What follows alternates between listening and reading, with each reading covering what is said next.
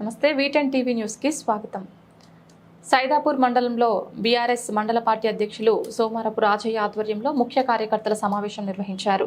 ఈ కార్యక్రమానికి ముఖ్య అతిథులుగా కరీంనగర్ బీఆర్ఎస్ ఎంపీ అభ్యర్థి బోయిన్పల్లి వినోద్ కుమార్, మాజీ ఎమ్మెల్యే సతీష్ కుమార్ హాజరై ఈ సందర్భంగా వారు మాట్లాడుతూ ఈ నెల 12 ఎస్ఆర్ఆర్ కాలేజ్ గ్రౌండ్లో జరిగే కరీంనగర్ కథనబేరికి మండలం నుండి 2000 మంది తరలి వచ్చి సభను విజయవంతం చేయాలన్నారు. రానున్న పార్లమెంట్ ఎన్నికల్లో కరీంనగర్ బీఆర్ఎస్ పార్టీ ఎంపీ అభ్యర్థి వినోద్ కుమార్ను గెలిపించాలని పిలుపునిచ్చారు. కార్యక్రమంలో MPP Prabhakar Reddy, ZP vice chairman Gopalarao, vice MP Sridhar Reddy, ప్రధాన కార్యదర్శి రాజేశ్వర్ రెడ్డి, సింగిల్ విండో చైర్మన్లు కొత్త తిరుపతి రెడ్డి, బిల్లా వెంకటరెడ్డి, సింగిల్ విండో డైరెక్టర్లు, బీఆర్ఎస్ ముఖ్య కార్యకర్తలు తదితరులు పాల్గొన్నారు. మీకు గెలిచిన తర్వాత మీకు అందుబాటులో కాదు 24 గంటలు పనిచేయడానికి నేను సిద్ధంగా ఉన్నాను. ఎందుకంటే నేను మళ్ళీ కష్టపడాలి, మళ్ళీ మన శాసనసభ్యులు గెలిపించాలి. వచ్చేది కూడా నేను మళ్ళీ చెప్పిన, మొన్న ఎవరో మనోళ్ళు మాట్లాడితే చెప్పిన, మహిళలకి రిజర్వేషన్ బిల్ పాస్ అయింది, రాష్ట్రపతి ఆమోదం పొందింది, గెజిట్ పబ్లికేషన్ అయింది. ఏ ఎమ్మెల్యే సీటు ఏ ఎంపీ సీటు మహిళలు పోతే ఏమని తెలియదు. ఇంక గిరే చివరిది అయిపోయింది కదా. పాపం ఒకటే ఉన్నది. ఇప్పుడు ఇంకొక అమ్మాయి 33 సీట్లు ఇవ్వాల్సిందే వాళ్ళకి, 100కు 33. అయితే దీనికి మోడీ ఏం చేసాడు, ఇంకా మొగలు అయితే అని చెప్పేసి ఆల్రెడీ పార్లమెంట్, కొత్త పార్లమెంట్ కట్టింది కదా, సీట్లు వేయించింది. ఇప్పుడే కొత్తది కట్టింది కదా మొన్న, సీట్లు పెరుగుతాయి. కాబట్టి ఒక ఏడాది తర్వాత ఈ ఎమ్మెల్యేను ఇప్పుడు ఈ ఎల్కతుర్తోడు తర్వాత వచ్చేటువంటి ఎన్నికలు, సర్పంచ్ ఎన్నికలు, ఎంపీటీసీ ఎన్నికలు, జెడ్పీటీసీ ఎన్నికల్లో ప్రజలు మిమ్మల్ని దీవిస్తారు. మిమ్మల్ని మేడం భుజాల మీద ఎత్తుకొని తిరగకపోతే నా పేరు వినోద్ కాదు. మిమ్మల్ని మీ ఊర్లల్లా ప్రజలు మిమ్మల్ని పేరు వినోద్ గా చెప్తున్నారు. ఎందుకంటే ఈ ప్రభుత్వం వాటి అమలు చేయలేదు. ఎందుకు చేయలేదంటే ఆచరణ 12వ తారీఖు ఉన్నది, సాయంకాలం ఉంటుంది. మంచిగా అన్నం తిని, మధ్యాహ్నం అన్నం తిని ఏర్పాటు చేస్తారు. మీరు ఎంతమంది వస్తారు, ఊరూరికి ఎంతమంది వస్తారు, పెద్ద ఎత్తున సక్సెస్ చేసుకుందాము. దాంతోనే సినిమా కర్టన్ రిలీజ్ అయితే కదా, సినిమా పోతే లేతుంది కదా కర్టన్, పరదా లేచినట్టు ఆ దాంతో లేపుదాం, ఊర్లు తిరుగుతాం. నేను మళ్ళీ వస్తా. ఇంతమంది ప్రభాకర్ రెడ్డి గారికి చెప్పినా, తర్వాత రాజా గారికి చెప్పినా, నేను వస్తా. మంచి ఒక 10-15 ఊర్లు కూడా పొద్దున్న సాయంకాలం దాకా సతీష్ గారు నేను తిరుగుదాం. ఇంకా 4 రోజులు ఉన్నది. ఫస్ట్ ఫేజ్ అయితే ఏప్రిల్ 30 నాడైంది.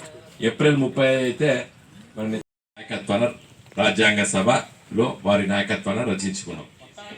1952లో మొదటి ఎన్నికలు జరిగినాయి.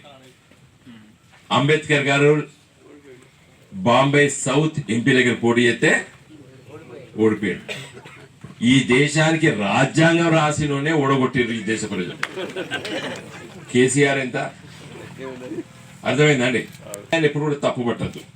జరిగినాయి ఇవన్నీ కూడా చూసారు. నేను ఒకటే విషయం చెప్తా, 5 ఏళ్ళు మన మీద తిడతా అంటే మనం ఉత్త కూర్చున్నాం చూసావా, అది తప్పు. అది మీ తప్పు కాదు, పార్టీ తప్పు.